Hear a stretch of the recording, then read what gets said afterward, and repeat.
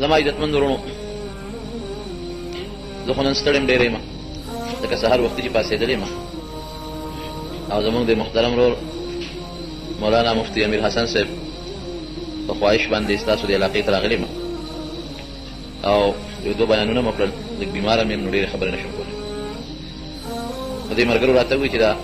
ملګري بې د اطلاع نه ستاسو د محبت په غرض راغلي دي نو زه ستاسو د دې مینې ډېر مشکور یم او د الله نه سوال کوم چې ستاسو ما سره کوم محبت دی دا خو د الله دپاره دی نور پکې څه نشته نو الله ذوالجلال د تاسو سره خپله مینه خپل محبت وکړي حدیث پاک کې راځي نبی علیه السلام مبارک فرمایي چې د چا سره د الله دپاره مینه وي دې ورته ووایي چې زما تا سره د الله دپاره مینه ده او په دغه محبت چې دی د هغه مسلمان ملاقات لځي د ده دا قدمونه د جنت د حاصلولو ذریعه ګرځي او تر څو چې دی خپل کور ته واپس نه راغلی هغې پورې فرشتې د ده دپاره دعاګانې کوي او په دې تلو او راتلو باندې په لاره پې د رب العالمین رحمتونه نازلېږي نو الله ذوالجلال دې ستاسو دغه ثوابونه رحمتونه په خپل دربار کې نصیب وګرځولي هسې زما ستاسو د علاقې سره د ضلع بونیر سره مینه زیاته ده ځکه زه خبرېږم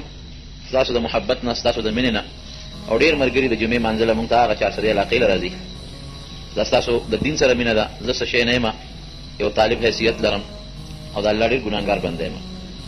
او دا ستاسو د الله سره مینه ده په ما مو ښه ګمان دی ورنه زه هغسې ښه نه یم ستاسو ښه ګمان دی نو ستاسو د دغه محبت او مینې او د ښه ګمان دا د دې نښه ده چې ستاسو نیکان خلک یې د دې علاقې خلک پاک خلک دی دینداره خلک دی نارینه هم زنانه هم نو الله دې د دې تاسو له اجر درکړي وروڼو ما ستاسو مخکې د قرآن حکیم یو آیات تلاوت د دغې آیات په مناسبت ستاسو مخکې یو څو خبرې عرض کول غواړم قرآن حکیم کې الله فرمایي چې د چا په زړه کې د الله یری دله به زه یو جنت نه برق برق جنتونه ورکوم دا یو ډېره مزیداره نسخه مونږ ته الله ښولې ده د کامیابۍ که یو انسان دا وایي چې زه به جنت څنګه وګټم او زه به الله څنګه راضي کړم زه به مسلمان څنګه مړ شم او زه به د الله په خوښه ژوند څنګه تېر کړم نو رب العالمین دا رکوټې غوندې پوټینۍ نسخه مونږ ته ښولې ده چې تاسو په خپل زړه کې د الله یره پیدا کړئ یره دوه قسمه یرونو یو هغه یری چې سړی د دشمن نه یریږي یو هغه یری چې سړی د مار نه د لړم نه د ډاکو نه د غل نه یریږي دا یو قسم یره ده دا یره د الله نه موږ نه کوو دا د ظلم یری که چا د ظلم نه یریږي چې دا مار په ما ظلم کوي حمله را باندې کوي دا لړم په ما ظلم کوي حمله را باندې کوي دا ډاکو او دا غل په ما ظلم کوي حمله را باندې کوي دا دشمن په ما ظلم کوي حمله را باندې کوي دا یو قسم یره شو دا الله نه داسې یره موږ نه کوو ځکه الله په چا ظلم نه کوي الله په چا زیاتې نه کوي دا الله عمره د انصاف ذات بل نشته دی دا الله چې څومره رحم دی حدیث قدسی دی نبی علیہ السلام فرمایي دا الله نه نقل کوي چې ان رحمتي سبقت غضبي چې کله زما د رحم او د غصې موقع راشي نو زه رحم کوم او غصه نه کوم په یو موقع کې صحابه کرام د نبی علیہ السلام مبارک سره تللي دي په یو سفر په هغه سفر کې یو زنانه اور بلو ځکه زنانه به عموما په سفر تللې ورسره یو زنانه اور بلو په غېږ کې ماشوم نیولی نو کله چې به د هغه اور هغه لمبه اوچته شوه نو دې زنانه به دا ماشوم د هغه اور د لمبې نه یو غاړې ته او چې لمبه به کله د اور قلاره شوه نو بیا به هغه ماشوم غېږ کې نیولی د اور د هغه تونه به هغه خپل بچی ساته رسول الله مبارک یو حدیث ویلی الله ارحم بعباده من الام بولدها چې د مور په بچي څومره رحم دی که نه د مور په بچي رحم شته څومره مور په بچي دردېږي نو د مور چې په بچي څومره رحم دی د الله په خپلو بندګانو د هغې نه زیات رحم دی ټول وایي الحمدلله د مور نه په بچي چې څومره رحم د الله په خپلو بندګانو د هغې نه زیات رحم دی دا حدیث یې ویلو نو دا ښځه فورا راله نبي علیه السلام مبارک ته او د نبي علیه السلام نه یې تپوس وکړو چې د الله رسوله تا خو داسې فرمایلی دي چې د الله په خپلو بندګانو رحم د مور نه په بچي چې څومره رحم دی د هغې نه زیات دی او بالکل ما ویلی دي همدغسې وی زه خو به د خپل بچی اور ته ونه غورځوم نو الله د خپل بندګان ولې اور ته غورځوي عجیبه سوال دی که نه زما رحم خو به د خپل بچي دی زه خو یې اور ته نه غورځوم نو چې د الله رحم د ما نه زیات دی نو الله ولې د خپل بندګان د جهنم اور ته غورځوي د دواړو جهانو مبارک سردار د سترګو نه اوښکې وبهېدلې په ژړا شو. وی الله اور ته عام بندگان نه غورځوي، هغه خلق اور ته غورځوي چې د الله په مقابله کې سرکشي شروع کړي، کبر او لویي پیدا کړي. الله وایي داسې کوه، دوی نیک کوو. الله وایي دا کار مه کوه، دوی خامخا به کوو. نو چې د الله په مقابله کې سرکشي شروع کړي، هغه اور ته غورځوي. چې سرکشي نه شروع کړي، نه غورځوي. او کله داسې مو شي چې بچی د مور او پلار په مخ کې سرکشي شي، نو اکثر پلار تماچه راواخلي بچي ولي، داسې ده که نه؟ هغه مور ورته خیرې کوي، د کور نه وشړي، بهر یې وباسي، ولې بچی سرکشه شو. نو د الله رحم زیات دی. ورونو ګورئ چې بنده سرکشه شوي نه، د الله نافرماني نه شروع کړې او دې د الله مقابله کې کبر لویي نه شروع کړې، نو چېرې یې مورته نه غورځوي. او چې دې سرکشه شو، نافرمانه شو، کبر یې شروع کړو، الله یو څه وایي دی بل څه کوي، الله وایي دا مه کوه، دې وایي خامخا به کوم، نو دا خو موږ لا بیا پرې غوسه راځي. راځي که نه راځي؟ الله له پرې غوسه ورځي، هغه مطلب بیا د جهنم اور ته غورځوي. د الله ډېر لوی رحم دی، ډېر زیات رحم. زه چې کله احادیث ګورم که نه، او د الله دا رحمتونه، لکه یو حدیث پاک کې راځي چې زما سل رحمت دی، حدیث قدسي دی، د الله سل رحمت دی. یو رحمت یې راکوز کړی دی او په دې ټول مخلوق یې تقسیم کړی دی. وایي حدیث کې راځي چې دا مور په بچي باندې څومره رحم کوي، دا هغه رحمت دی. او تر دې حده پورې چې څاروي په خپل بچي رحم کوي. بچي چې کله خپه پې کېږي او هغه بچي چغې شروع کړي، هغه څاروي څومره ټوپونه جوړ کړي. یا چرګې د ماشومان بچي وي، د چرګې ټوټې پوټې، او تا هغه بچو له ګوتې وړې، یا خو چرګه تښتي او چې بچي له ګوتې وړې در باندې حمله کوي. یا د مچۍ چې دي د دې ګبین کې بچي دي، هغې له ګوتې وړې، هغه مچۍ در باندې څومره حمله کوي. دا د حیواناتو په اړه کې د خپلو بچو باندې رحم دی، رحم. نو دا د انسان رحم او د حیواناتو، د دې غواو، میخو او د هر څیز رحم، دا د الله یو رحمت دی چې په دې ټول مخلوق یې تقسیم کړی دی. یو کم سل رحمتونه پاتې دي، هغه الله ساتلی دي. يرحم الله بها عباده یوم القیامه. د قیامت په ورځ به دغه یو کم سلو رحمتونو په وجه الله په خپلو بندګانو رحم کوي. یو دومره دی په ټول مخلوق، په انسان نه، په ټول حیواناتو تقسیم دی. یو کم سل به څومره وي، هغې د قیامت ورځې له ساتلی دي. نو د الله ذوالجلال ډېر زیات رحم دی. ظلم نه کوي الله پاک. ان الله لا یظلم مثقال ذره. بوټۍ د ماشي د وزر یا د میږي د خپې عمره ظلم هم د الله تعالی نه کېږي، او نه الله کوي. نو د الله یره به څنګه وي؟ ظلم خو الله نه کوي. د دنیا د خلکو نه خو یریږي په دې خیال چې دی ظالم دی، الله خو ظلم نه کوي. د الله یره داسې ده چې د الله د ذات هغه عظمت به ستا په اړه کې راشي، داسې یره. لکه بچی چې د پلار نه یریږي، نو پلار خو بچي ظلم نه کوي، د ده په اړه کې د هغه پلار هغه عظمت وي. او بابا مې دی، ودرېږه د مخکې سګرټ نه څکم. هلکه استاذ مې دی، د په مخکې نسوار نه اچوم، سګرټ نه څکم. هغه دی زما پیر صاحب راغی، ورېږه د مخکې خو زه ټوپۍ په سر وم. نو دا اوس د هغه د ده په زړه کې د هغه پلار او د هغه مور او د استاد او د هغه پیر صاحب هغه یره پرته وي. او دا هغه یره نه چې د پلار او مور او د استاد او د پیر صاحب پې ظلم کوي، د ده په اړه کې هغه لویي پرته وي. داسې ده که نه؟ د هغه لویۍ د وجې نه په اړه کې یره راشي. دارنګې زمونږ په زړه کې به د الله د ذات لویي راشي، عظمت به راشي. نو د هغې نه به زمونږ په زړه کې یو یره پیدا شي. دا د کامیابۍ نښه ده. حدیث پاک کې راځي، نبي علیه السلام مبارک فرمایي چې بني اسرائیلو کې یو سړی چې کله مړ کېده، نو بچي راغونډ کړل، خو ډېر زیات ګناهګار و. لم یعمل خیرا قط. نبي علیه السلام فرمایي چې د ایمان نه بغیر یو نیکي نه وکړي، ډېر زیات ګناهګار و. چې کله مړ کېده بچي راغونډ کړل. د بچو نه تپوس کې د بخاري شریف حدیث دی، وایي زه څنګه پلار یم؟ وایي ته خو ډېر ښه سړی. وایي بچو تاسو سره ما چېرته ظلم او زیاتې کړی دی؟ وایي نه، بابا تا خو زمونږ ډېر خیال ساتلی دی او زمونږ د ډېر قدر کړی دی. وایي ښه بچو زه یو وصیت درته کوم، زما وصیت به ومنې؟ وایي او بالکل بابا حکم کوه چې ستاسو وصیت یې مونږ منو. وایي نه، وعده را سره وکړئ. وایي ښه بابا در سره زمونږ وعده ده چې ته څه وایې مونږ یې منو. وایي ښه کله چې زه مړ شم نو زما دا جوسه به وسوځوئ چې ساه رانوځي، خشاک به وګورئ او زما دا وجود به وسوځوئ، ښه به یې ریکې. او بیا چې کوم هډوکي دي نو دا به وټکوئ، ریزه ریزه به کړئ. بیا چې کله تیز باد لګي، په کومه ورځ سخت تیز، د یرې به راوالی، نیم به په دې دریاب کې ونولې او نیم چې دی دا به په دې اوچه ونولې. بابا دا خو ډېر ګران کار، مونږ به تا سوځو او تا به یې ریکو. وایي ما سره بچې وعده کړې ده، دا زما کار دی، دا زما حکم دی. وایي دا ولې بابا؟ وایي ډېر ګناهګار یم. نو که الله ته ور مخامخ شم که نه، نو داسې عذاب به راکړي چې داسې به یې په مخ د ځمکه چا لم نه یې ورکړی. ما ټول عمر د الله خلاف کړی، ما ډېر زیات ګناهونه کړي دي، ما چېرته الله نه دی خوشحاله کړی. زه دا ځان به روک کړم، نو که په دې پرېښوده. دا عقیده نه وه چې ګنې زه زرې زرې شم نو ما به الله واپس جمدې کولی نه شي. نه نه، دا عقیده نه وه، دا خو عقیده وه چې الله په دې قادر دی. خو که بالفرض په دې مې معاف کړي چې دا ځان یې روک کړ، ځان یې ریک او ځان یې وشینده، او په دې مې رب العالمین معاف کړي. د بچو نه یې وعدې واخېستې او دی مړ شو. چې مړ شو نو بچو ورسره همغسې وکړله، وجود یې ولا وسوځو. د سوځولو نه پس یې هغه هډوکي ولا وټکول، او چې کله ښه تیزه هوا ولګېدله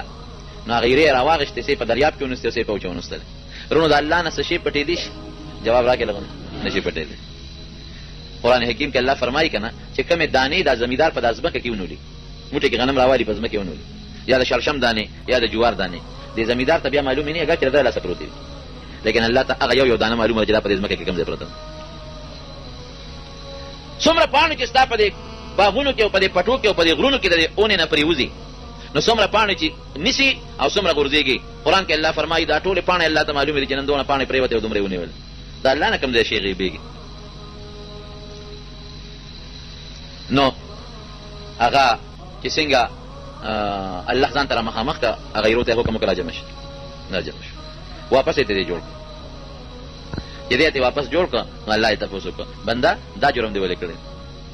د غلطۍ د پاسه غلطي دې وکړه. یو خدا چې ټول عمر ګناهونه دې کړي وو، زه دې نه یم خوشحاله کړی، او بیا دې ځان سوځه او وصیت دې وکړه، ما نه یې ځان پټاو. دا د جرم د پاسه جرم، د غلطۍ د پاسه غلطي، دا دې ولې کړې ده؟ د الله تپوس په قیامت کې دا ګوره ډېر سخت دی، ډېر سخت دی. دا چې مونږ وایو د الله یره پړه کې راوستل دي، د الله تپوس د حضرت عیسی علیه السلام نه چې کله الله تپوس وکړي، انت قلت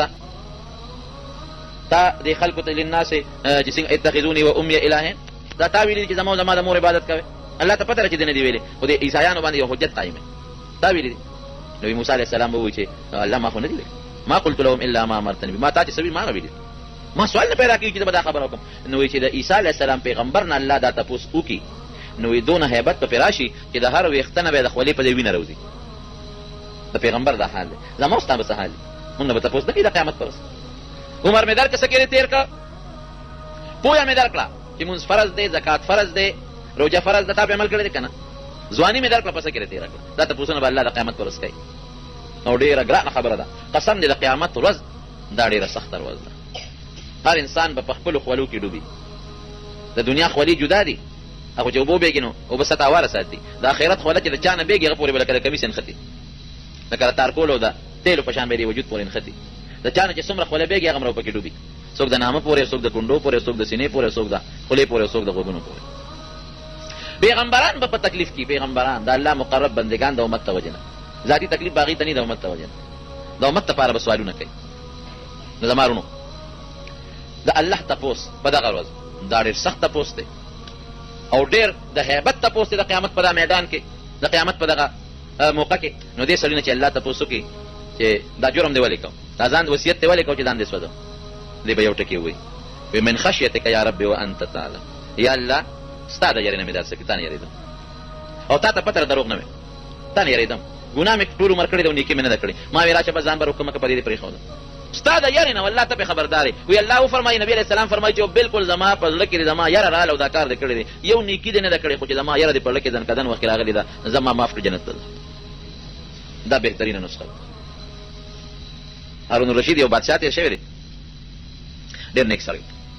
د هغه ښځه وه زلیخه، د هغې نوم دا خطا شوم، دا خو د یوسف علیه السلام، زبیده د هغې نوم د ښځې په مکه مکرمه کې یو نهر دی، نهر زبیده ورته وایي، د هغې جوړ کړی. اوس خو نشته پکې اوبه، په هغه اثار یې شته. د عرفات سره خوا کې په یو غر کې دا نهر راوتی دی، او منا سره یو غر کې هغه نهر ډوب شوی دی، ناشنا نهر یې ایستی دی.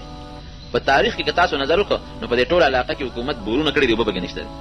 حیران دي انجینران چې دا نهر د اوبه راغلي ده کوم ځای نه وي او کوم ځای غیبي شوي دي.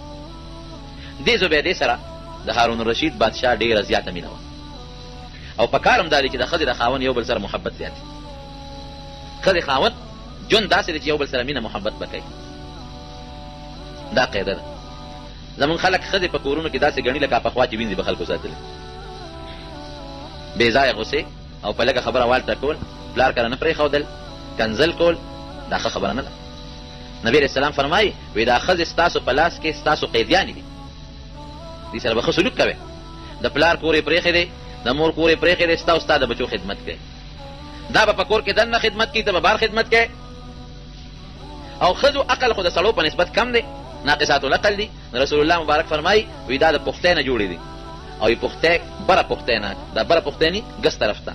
ګس طرف ته د بره پختۍ نه جوړې دي، او په پختۍ کې وایي کږه پختۍ هم دا بره پختۍ ده،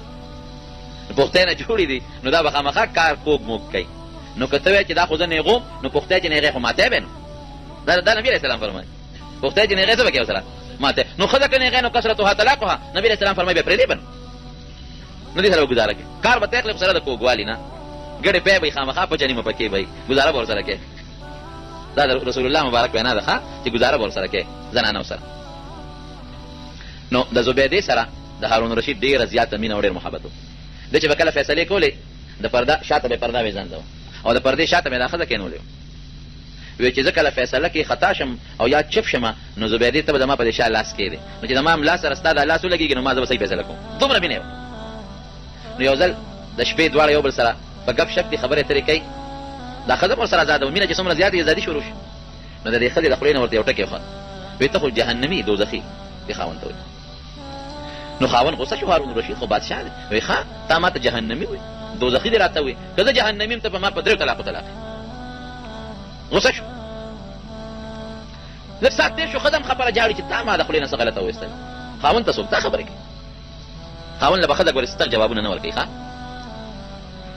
نرمې خبرې به ورسره کوي جواب به نه ورکوي دا ما څه ووي او هارون رشید هم ژړل چې د ما د خولې نه داسې خبره ووتله ځکه یو طلاق چې څوک ورکړي نو لوبه جوړېږي چې دوام ورکړي بیا هم څه ګزاره کوي او چې درې طلاقه ورکړي هر انسان د دریو طلاقو مالک دی دا داسې دی لکه چې سره تماچې یو درې کال توسي نو چې یو کال توسې مو څو پاتې شو چې بلې مو بیا څو پاتې شو او چې درې مې مو نو به ته چې تماچې غاړې تا چې نو څه به پکې د مشرف کاکا ټمبم دی مشرف کاکا ما درې ټمبم دی نو څه په پیټم بم نه پیسو کو یارول او نه پیسو کو تختو په تماچې څوک سکه نو د خلینا بای سړی موږ له براش درې طلاق به ورکړي یاره مولوی سه یو خبره در سره پټه کوم موږ بدان لګي یاره ما د خلینا خدای ته طلاق وتې سو دی ویلې دي یاره درې مې ویلې دي ظالمه دا درې طلاق دی ویلې وی ډېر صاحب وسو د دې خیالي چې ګنې په غوسه کې به طلاق نه کی نو موږ ورته وایو چې وروره په خوشاله سو خدای طلاق نه ورکړي چې بل سره خان دی خوشاليږي او غب شپ لګي خو طلاق نه ورکړي طلاق ورکړي دی وجن سړی غوسه شي یاره چې تاسو ګټ کې څه مسله بني مو په دې کې ګټونه موټونه نشته دا د حکومت پاکستان عین خو نه دی دا خو د قران او د پیغمبر علی السلام واضحه فیصله ده اسم پکې نه کېږي دینه بس ان ساتي ورونو ګره طلاق لفظ چې دخلینه ونه باسه اعلان د دینه وساته دا ډېر خطرناک لفظ وای سړی غوسه شي او بیا ستړي بیا ګرځي په مليانو باندې په مدرسو باندې او چې درې طلاق یې بیا جوړښتونه ګران دي بیا نه جوړيږي ډېر زیاته په تکلیف دا مسله جوړيږي او ډېر انسان به حیا کېږي قرآن حکیم کې الله فرمایي چې خدای سره روانه شي نصیحت وکړو کاریزوهن او که په واعظ او په نصیحت هم څه نه کېږي نو وهجروهن فی المضاجع قرآن کې وایي کوټه ورته بېله کړه ملاسته دې جدا کړه ملاسته جدا کړه کوټه مه بېلوه ملاسته جدا کړه دا به لکه زور ومني او که په دې هم نه کېږي نو وضربوهن بیا ویلې غدار نیم ورکړه ویې وهه خو دا والو هسې نه کوتک ته ګوتې نه کړي په دې مه پوهېږم والم طریقه ده ښځه په مخ به نه وی ښځې له په مخ وال ګناه ده د زیب و زینت د ډول په ځای به ښځه بالکل نه وي په مخ د ښځې وال ګناه ده د زیب و زینت د ډول ځای دی مری د زیب و زینت د ډول ځای دی کالي ورته اچوي زیورات په دې به نه وي لې چې لاسونه د بنګلو ځای د ډول ډال په دې به ښځه نه وي نو ما ته اکثر طالبان وایي چې شیخ صاحب وو به کم دی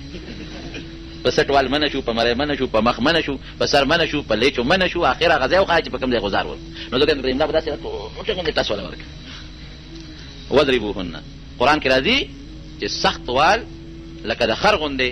یا د حیوان غوندې یا د غلام او د وینځې غوندې دا منع د ښځو او که په دې نه سمېږي ښه دا ده بیا بل صورت دا دی چې د سړي د طرف نه دی یو سړی شي او د ښځې د طرف نه هغې د خپل منځ کې خبره جوړه کړي او که په هغې نه کېده نو یو طلاق بس د یو طلاق جوړښت بیا کېږي سړی هم ستومانه شو او ښځه هم ستومانه شو نو بیا علاج یې کېږي خو چې درې طلاقه ورکړل نو بس تماچا بې کالتوسو پاتې شو ستا اختیار چې څومره د ښځې و هغه اختیار دې ختم شو د ایوب خان دور و دا اوس زمونږ په روشن خیالی کې یو ښځه چې وه هغې په اخبار کې دا بیان راغلی تاسو به اخبار کتلي چې سړی د ښځو د طلاقو مالک ته چې سړی ښځو له طلاق ورکوي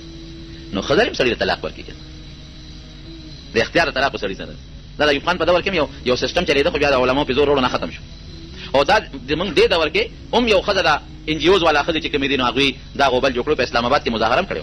چې سړی د طلاق مالک ته او ښځې نه خفه شي طلاق ورکوي نو ښځې ته د اختیار میلو شي که نه چې د خاوند نه خفه شي دا هم سړي د طلاق ورکوي که نو ما وایي دا خو عجیبه خبره ده چې کومو ښځو دا جلوس او جلسه کړې ده د دوی طلاقو ته حاجت دی خو خبره دا ده چې شریعت د اختیار سړي له ورکړی د ښځې نه دی ورکړی سړي عقل کامل دی د ښځې عقل ناقص دی ښځه خو په معمولي خبره غوبل جوړ کړي او که د طلاقو د اختیار د ښځو شو دا بوډاګان به جوماتونو کې ناستې او ټوخېږي به جومات کې به ناستې او دیوال ته به یې ډډه والي او یا به برجۍ ته ډډه والي او ټوخېږي به کاکا کور ته نه دی یار ښځې طلاق کړو څومره د شرم خبره به د بېزتۍ خبره به د ښځې ضرورت خاوند ته کم دی د سړي ضرورت ښځې ته ډېر زیات دی ښځه زر دوکه کېږي سړی زر نه دوکه کېږي دا د قرآن او د شریعت او د سنت فیصله ده دا د عقل او د بل چا فیصله نه ده د اختیار الله سړي ته ورکړی ښځې نه ورکړی نو خبره مې دې پورې کوله چې هارون الرشید هم خفه دی چې ما دا خولې نه څه ووتل مفتو کې مې دا خولې نه دا لفظ ووته اوس څه پته لګي چې زه دوزخي یم او که زه جنتي دا پته چاته لګي دوزخي ما وایي که زه دوزخي یم ته به ما په درېو طلاقو طلاق اوس به څه کوم هغې وایي صاحب دا خو هغه معلق طلاق دی څه مطلب که ته دوزخي نو زه بیا در باندې په درېو طلاقو طلاق او که ته جنتي بیا نه طلاقېږي نو د دوزخي او د جنتي پته مونږ ته څه لګي هغه الله ته پته لګي یو ته تپوس کوه بل نه کوه بل نه کوه چا سره مسلې حل نشته مفتیان پریشان علما پریشان شیوخ پریشان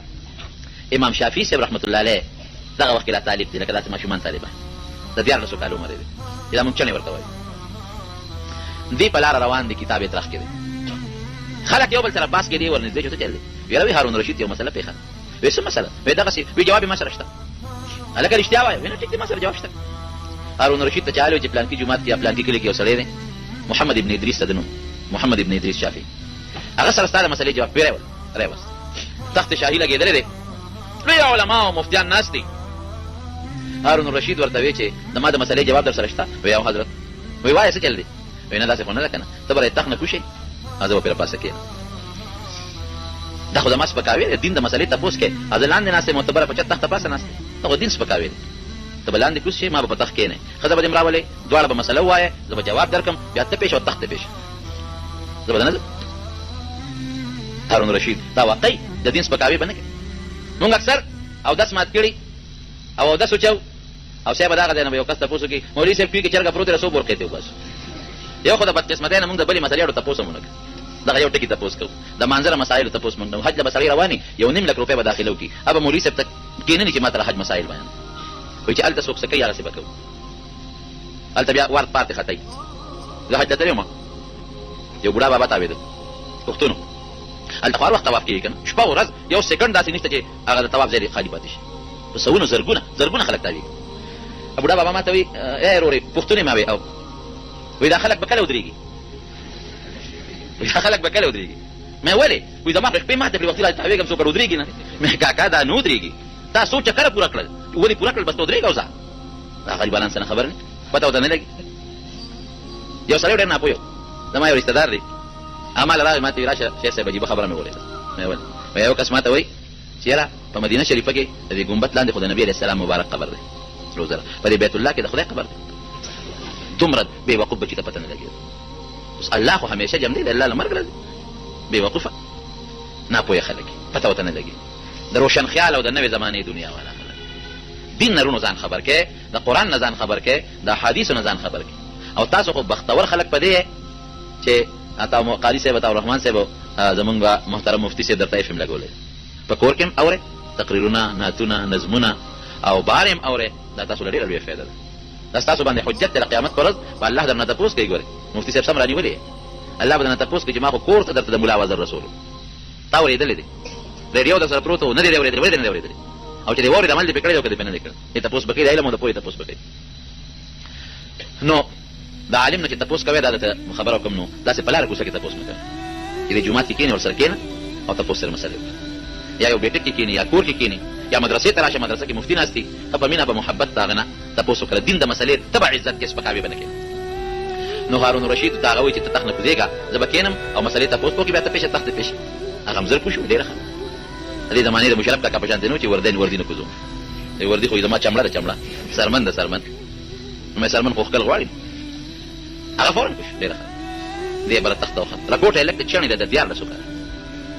لوی علما ناست دي وایي ښځه دې راول ولې مسلې تپوس کومه چې هسې نه ستا یو شان بیانې د ښځې بل شان په پرده کې راله ودرېده وایه څه دی وایي دې ما ته وایي چې دوزخي ما ورته وایي که زه دوزخي یم ته به ما په 3 طلاقو طلاق ښځې نه تپوس وکړه داسې خبره ده وایي او دغسې خبره ده نو هارون الرشید نه امام شافعي صاحب تپوس وکړو ورته وایي بادشاه سلامت یو تپوس ته نه کوم وایي تا چېرته د الله د یارې نه جړا کړې ده چې د الله یاره در باندې راغله او تا جړلې دي یاره وایي دا خو زه نه وایم خو چې تا تپوس وکړو نو سره ته وایم زه هره شپه الله ته جاړم اخره شپه کې چې پاسم نو الله ته جاړم چې الله لوی رعیت تیرا په غاړه کړی چاته به مې خپل حق ورکړي چاته به مې نه ورکړي او ته مانه د قیامت پر ورځ تپوس کې الله زه به تعالی څه جواب درکړم بالکل د الله د یارې نه زه هره شپه جاړم وی ښځه نه طلاق زه به وځه هغه ځینې په علماء وروځه مولانا صاحب دا مسله د کوم ځای نه دې راوایسته هغه خو وایي چې که زه دوزخي نو ښځه په ما طلاق کړم او تا دې تپوس وکړه الله د یارې جاړې او نه جاړې هغه وی جاړم او ښځه نه طلاق کوم ځای نه دې راوایسته وی د دې آیت نه ولمن خاف مقام ربه جنتان د چا په زړه کې چې د الله یری دوزخي نه دی جنتي الله لهذا دې الله ته جاړي هره شپه وړه کې د الله یره پرته ده نو چې د الله یره پرته خو دوزخي نه شو جنتي شو کنه د خو ښځه به الله طلاق چې د دوزخي ما دی جنتي د الله د یره نه جاړي ورونو د کامیابی نښه او نسخه څه شی شو په زړه کې د الله یره راوسته حضرت عمر فاروق رضی الله عنه ګوره جناب دوه څیزونه به راولي یوازې یرم نه تمه او مینه به هم الله ته لري څو څیزونه شو دوه یو یره هر وخت به یره کوي چې الله تعالی در روان یم د قبر یو خطرناک جمله روانه د ځانکدن یو سخته را روانه ده د محشر دروازه یو خطرناکه روز را روانه ده ته به راسره څه کوې ما خو ډېرې علتې غلطې کړي قسم دې ما ته خو چې دا خپل ژوند تېرېدو والا ژوند را یادېږي خوب نه راځي او د قیامت دا روز او قبر کې را یاد شي الله اکبر خدایه قبر ته لاړ شو یوازې پکې پراته یو توره تیاره ده دا به موږ څه کوو دنیا ژوند خو موږ بس تېر کړو حضرت عثمان رضی الله عنه چې به راغی قبر ته به کېناست ژړل به دومره به وژړل چې په دې ږیره به دا اوښکې را بارېک به دی دا اوښ خو به دا ږیره لمده شو چا یې تپوس وکړو د جنت او د دوزخ ذکر کېږي او جاړې نه او چې قبر ته راشي جاړې حالانکې د جنت زیرې ورته نبي علیه السلام ورکړی مبشر بالجنت دی دا د نبي علیه السلام الفاظ دي ابو بکر فی الجنه عمر فی الجنه عثمان فی الجنه علی فی الجنه دا لسو صحابه یو مجلس کې نومونه اخیستي دي او د حضرت عثمان سره پرې دومره مینه وه یو لور یې ورته په نکاح ورکړه چې هغه وفات شوه بله لور یې ورته په نکاح ورکړه چې هغه وفات شوه ویل ارمان که مې درېیمه لور وې ابه مې عثمان له ورکړې وه او یو ځای کې نبي کریم صلی الله علیه وسلم ناستو نو داسې بې اختیاره ناستو دا ګونډی مبارکې ښکارېدې حضرت ابوبکر صدیق راغی همغسې ناستو حضرت ابو عمر فاروق راغی همغسې ناستو حضرت عثمان رضی الله عنه چې راغی زر سم کېناست او هغه څادر یې په دې خپلو خپو باندې خور کړ نو عمر فاروق رضی الله عنه زړور و که نه هغه ورته ویل صاحب ابوبکر راغی او تاسو همغسې ناست وې زه راغلم همغسې ناست وې او چې عثمان راغی نو زه کېناستې سم ډډه مو ختمه کړه او دا کونډۍ مو ښکاره وې هغه مو پټې کړې دا ولې نبي علیه السلام مبارک وفرمایل وی ای عمره زه د هغه چا نه حیا ولې ونه کړم چې د الله فرشتې د چا نه حیا کوي دومره د الله خوا او چې قبر ته به ناست و جړل به نو تپوس ته وشو دا ولې جاړئ وی قبر د اخرت د پوړو لومبی پوړی ده که دا دې ښه شوه وروسته به الله را دې نه مخه کړي او که دا دې خرابه شوه وروسته دې سختې مرحلې را روانې او وی ګوره محشر کې او په دوزخ کې به د سره نور خلک هم پراته او قبر کې سړی یوازې پروت وي توره تیاره نه لاس خوځولی شي نه خپه خوځولی شي چینجي ماران لړمانان او د هغه فرشتو هغه ګروزونه او درزار پکې په خپل ځای الله دې راله امان راکړي زما ورونه چله ستاسو نو خبره مې دا کوله چې دوه څیزونه به یو یره په زړه کې او یو تمه امید د الله د بخنې موږ الله مسلمانان پیدا کړي وایي الحمدلله او په مسلمان ملک کې پیدا کړي او د مسلمان مور او پلار نه پیدا کړي او په ژبه یې راله خشته ښکلې کلمه شروع کړې او چې سر لګو هغې ذات ته یې لګو چې د کوم ذات ته سر خالق او مالک دی داسې ده که نه ده د الله نوم اخلو د الله د حبیب د پیغمبر علیه السلام نوم په مینه په محبت اخلو نو دا د الله موږ سره مینه ده ګورې دا راته رښتیا وایم د الله موږ سره مینه ده یعنې موږ په هندوستان کې پیدا کړو په جاپان کې به پیدا کړو هلته به بوتانو ته سجدې کولې ګوتم بت ته به هم سجدې کولې روس کې که پیدا و خدای به هم نه منه امریکا کې که پیدا و شکلونه به هم خشته و مال دولت به ډېر و خو کافران مشرکان به دا د الله فضل دی ګوره د مسلمان مور پلار مسلمان وطن کې الله پیدا کړو خو دا د الله موږ سره مینه ده کنټرول وایي الحمدلله نو زما ورونو دوه څیزونه شو یو یره او دویم څه شي تمه د الله د مینې د الله د بخښنې تمه دا دوه به ساتي راشه حضرت عمر فاروق څه وایي رضي الله عنه وایي که د قیامت پر ورځ الله تعالی اعلان وکړي چې ټول خلک د دوزخ ته لاړ شي صرف یو کس به جنت ته ځي کس بالفرض فرضي خبره که دی اعلان وکړي چې څومره مخلوق دی ټول د دوزخ ته لاړ شي او یو کس د جنت ته لاړ شي وایي عمره اوه زه ځان یادوم چې دا به ځم ځکه وایي دونه مې د الله نه تمه شته چې راله الله ایمان راکړه د پیغمبر علیه السلام ملګری م کړم نو جنت ته به مېلېږي خو که دا اعلان الله وکړي چې ټوله دنیا جنت ته ځي یو کس به دوزخ ته ځي دا ټول دې لاړ شي بالفرض دا اعلان شي ټول چې څومره ټول جنت ته یو به دوزخ ته ځي عمر فاروق وایي دا به م ځم ولې یارېږم هسې نه خاتمه مې خرابه نه شي جهنم ته مې وغورځوي چې اوس وغورځي الله نه څوک تپوس کولی شي چې ولې دې وغورځم زما ورونو دا دوه څیزونه په زړه کې ساتئ یو د الله د رحمت تمه د الله د بخښنې امید رجا ورته وایي او یو خوف د الله نه یره هسې نه راومې نه نیسي غرق نه شم او تباه نه شم دا د کامیابۍ لارې دي دا دواړه څیزونه الله یې زموږ دا دواړه نصیب وګرځولي نو حضرت عمر فاروق رضی الله عنه یو ځل یو باغ ته لاړ چې باغ ته لاړو نو هغه باغ کې یو مرغۍ ناسته په یو بوټي باندې نو دی وایي وی افسوس او ارمان دا مرغۍ هم زما نښه ده نو چا ورته ویل د مرغۍ امید ساتې مرغۍ څه شی دی ته خو د نبي علیه السلام خلیفه امیر المؤمنین وی نه که نه وی دې مرغۍ ته کدا الله په قهر شي او په غصه شي نو بس مړه به کې جهنم ور کول نشته کنه او که عمر ته الله په غصه شو جهنم ته وګرځو نو تبه برباد دي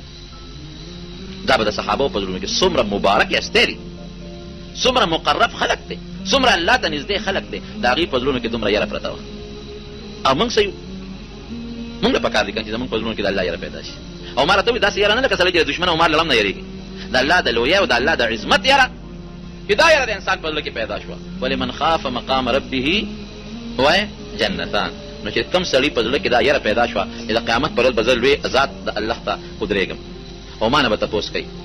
نو الله ذو الجلال فرمای چې دل یو جنت نه برغ برغ باغونه جنتونه ورکو دا د کامیابی یو نه خشوه او د کامیابی یو نشان شو الکه به ان شاء الله دا خوف ساتي کنه وساتي دا یره چې په لکه راشي بیا سړی نیغ دوک رواني ګوي دا قبل آیات کې الله فرمای واما من خاف مقام ربه ونهى النفس عن الهوى فان الجنه هي المأوى دا چا په لکه چې الله یره رااله او خپل نفس د خواهشاتونه اوساته خپل نفس د خواهشاتونه اوساتي نو علماء دا دویم ټکی ولې وروړو وی چې یره راشي لازما به د خواهشاتونه بیا ځان ساتي دا چې کوم سړی په لکه یره ني نو د خواهشاتو پسې منډه لوي یره نشته په خو به زمون په دغه کې دا وطن کې مونږ به غوبل کو د غنمو